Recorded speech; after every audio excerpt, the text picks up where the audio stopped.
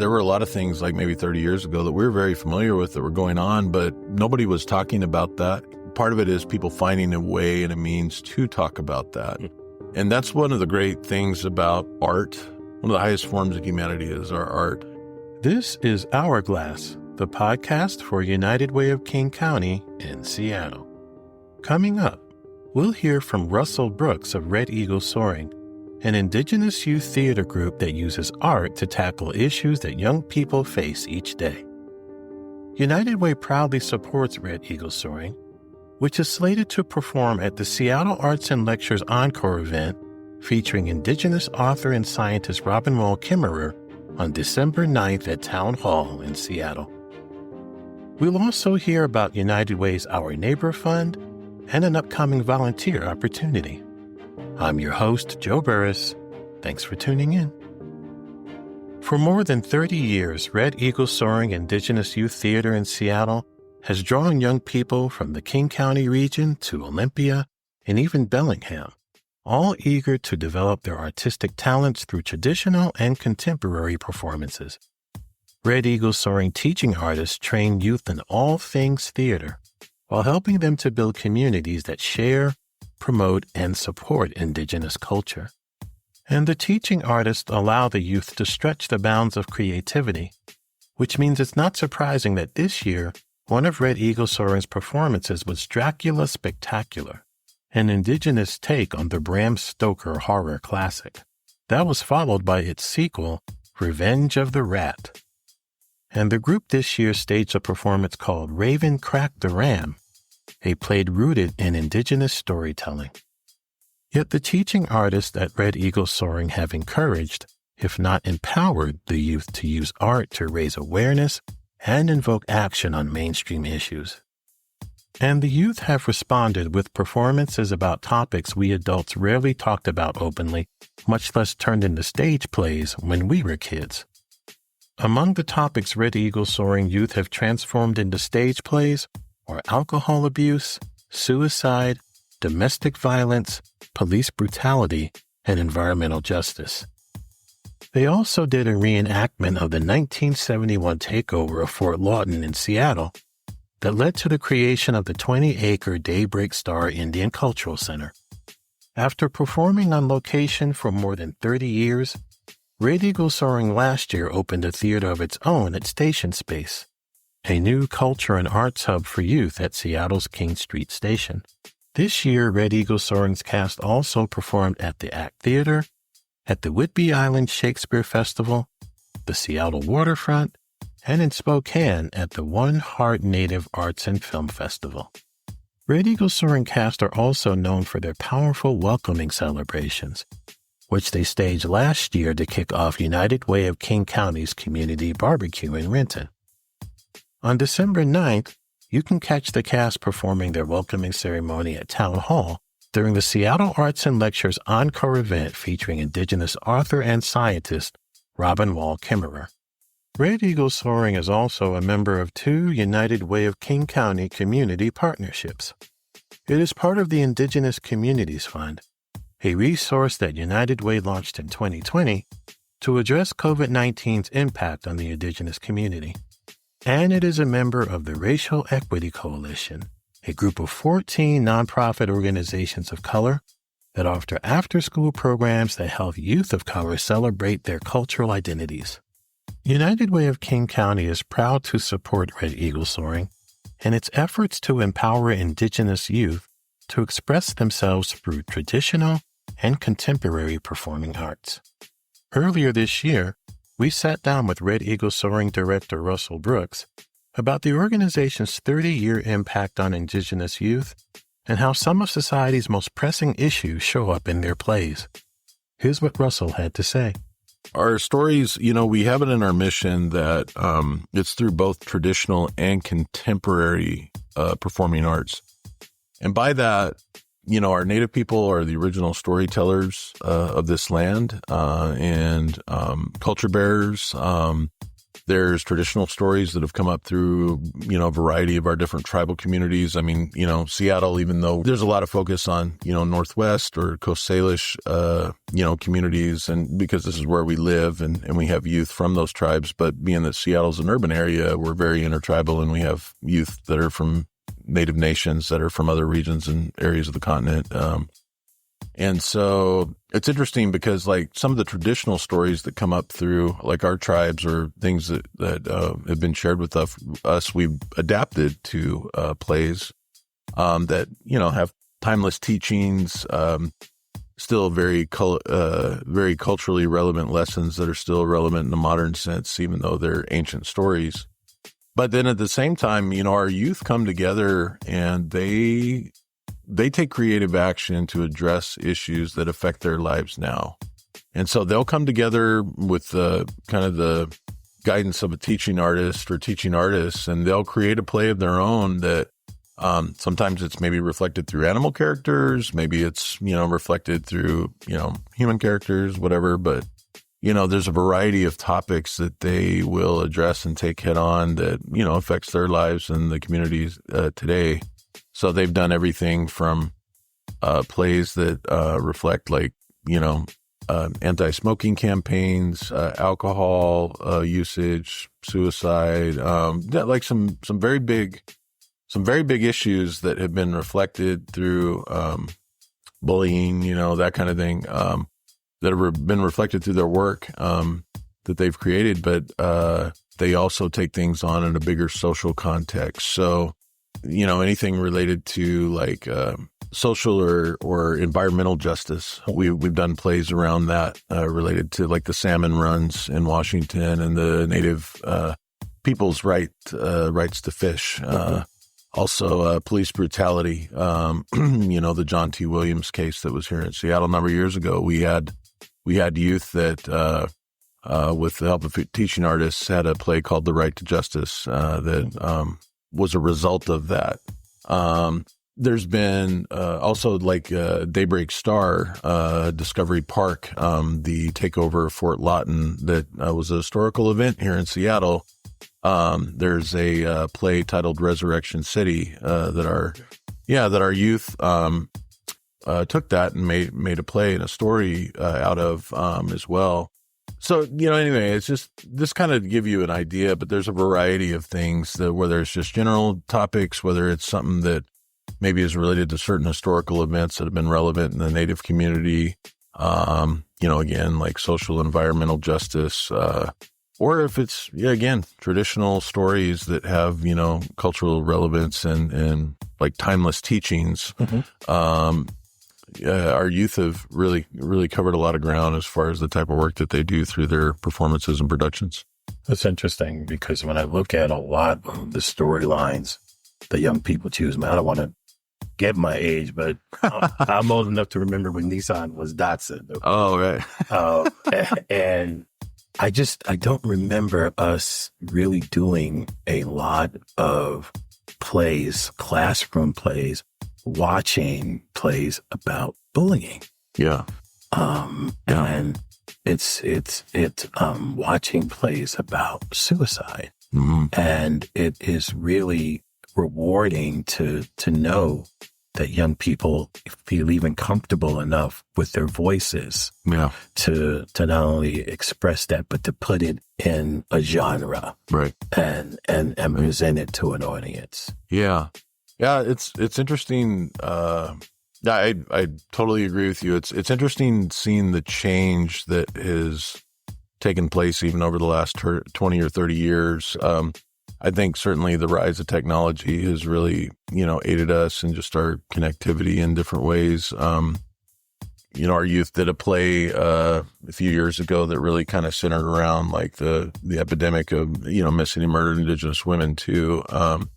But it's interesting because there's a number of things that, that, like these types of topics or subjects like that were very a part of our lives or our growing up or our everyday living that, we knew were in our community and surrounded, but nobody ever really named them as such. And I think it's all part of that collective healing process that our community, because when you really look at it, when you see what happened historically to the tribal nations of this country and the attempted like cultural genocide that took place, one of our elders back home where I'm from a long time ago, I remember he told us, just put it really succinctly, and it's so true, at least for our community, but I think other Native communities can identify with it. But he said, we're still in a state of post-war recovery for what happened to our communities and how we're continuing to,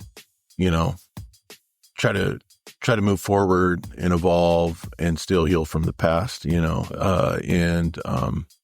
perpetuation of our homes and our families, our tribes and our cultures, and so with that, it's interesting because there were a lot of things like maybe 30 years ago that we were very familiar with that were going on, but nobody was talking about that. I think part of it is people finding a way and a means to talk about that. And that's one of the great things about art, one of the highest forms of humanity is our art. I heard, somebody recently say, I think it was Valerie Curtis Newton.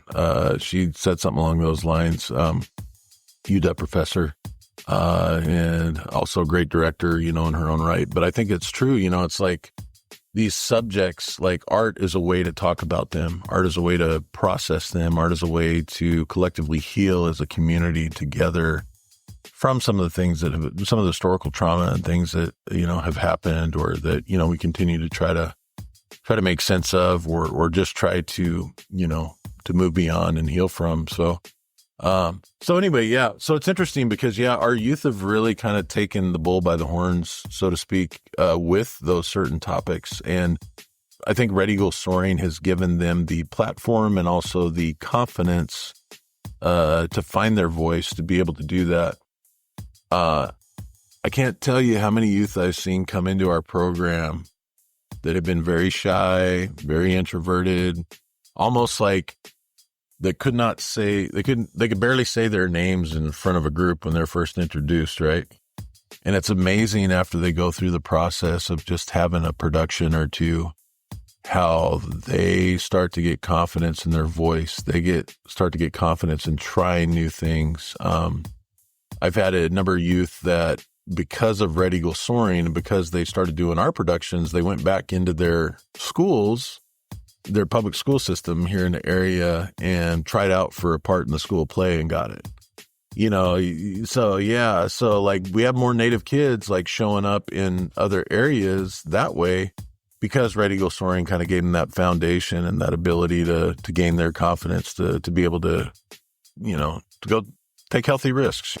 Red Eagle Soaring moved into its new theater space around the same time that Indigenous actress Lily Gladstone became a household name after her captivating performance as a member of the Osage Nation in Martin Scorsese's motion picture, Killers of the Flower Moon.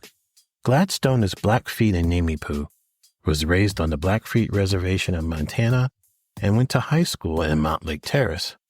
While starring in independent and major motion pictures, Gladstone has been an inspiration to aspiring Indigenous artists.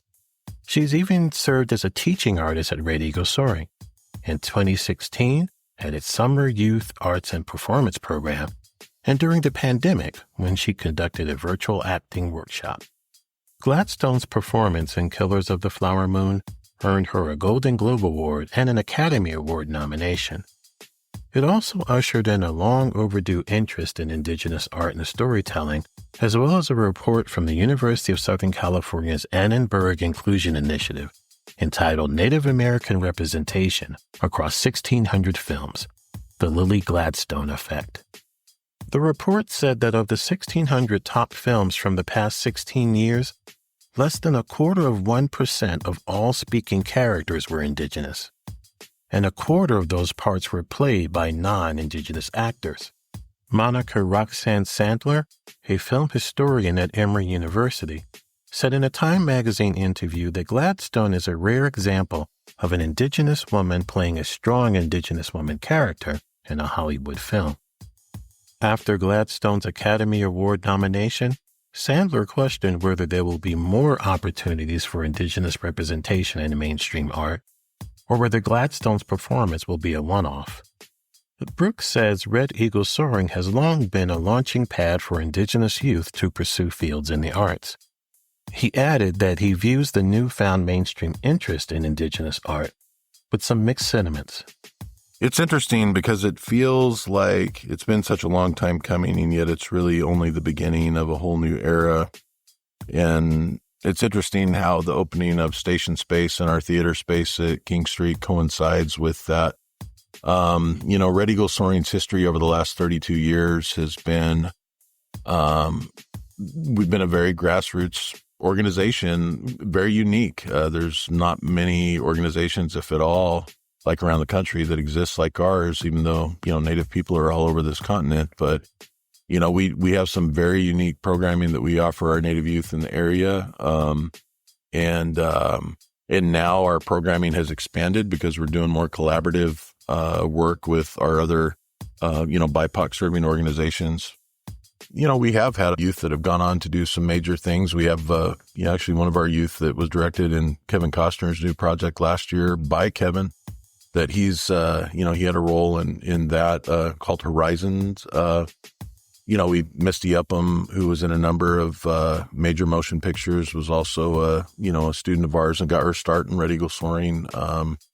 We've had a variety of youth that have gone on to do great things. One of our youth also that got a start in our workshops was the lead voice for Molly of Denali on the PBS Kids series as well.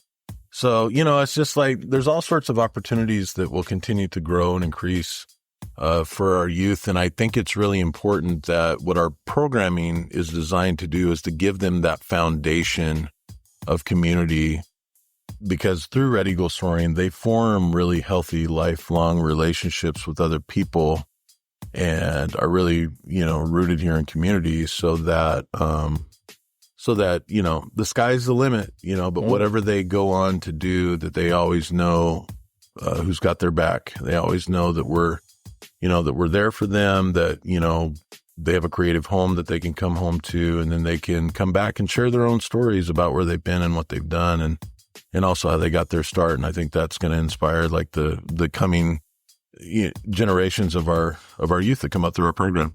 And lastly, if I'm a young person, I'm listening to this, if I'm a parent of a young person looking to enroll in this, how do I make that possible? Well, I'm glad you brought that up, because that's something that we should always mention. First thing I would mention is our website, redeaglesoaring.org. So we're on the web. We also have a social media presence on Facebook and Instagram, that we keep updated on a regular basis. We have all our contact information there. We of course have an annual cycle of programming. The great thing is now that we're at King Street Station, the access by way of public transit to access programming, in Seattle is, that's just a huge piece that's solved for us now. We have youth coming in from the Sounder, the light rail, the city buses, to be able to take part in the programming. We also do like after school workshops periodically in different school, districts, like, throughout King County in the area as well. But it's kind of like that saying, get in where you fit in, it's like, we're all about that. So like, we do have a core group of youth that come year round that are always there. Our youth are very inclusive and very, very open, like to having new kids join and everything. You know what I mean? Like Red Eagle Soaring is like a big extended family that continues to grow and evolve. And we do have some youth that might just come during the spring, and they're busy during the summer, or, maybe they show up, just in the fall time, it's just so it's kind of like that idea, like get in where you fit in. They're all going to gain something by this, whether they want a career in the arts or not. It's still going to be a very formative part of their core memories and their development as they grow, and developing healthy, lifelong relationships with people, too. Russell Brooks of Red Eagle Soaring. Thank you so much, Russell, for your time. Well, thank you, Joe Burris. Appreciate it. To view some of Red Eagle Soaring's performances online, check out its YouTube channel on its website, redeaglesoaring.org. Our neighbors are doing their best to keep food on the table, but it's not been easy. During the COVID-19 pandemic, grocery prices rose to their biggest increase in 50 years. Most of the federal dollars that addressed the food crisis during the pandemic are gone, but grocery bills remain high. That's why United Way of King County has launched the Our Neighbor Fund to invest in strategies that will feed families in the coming year.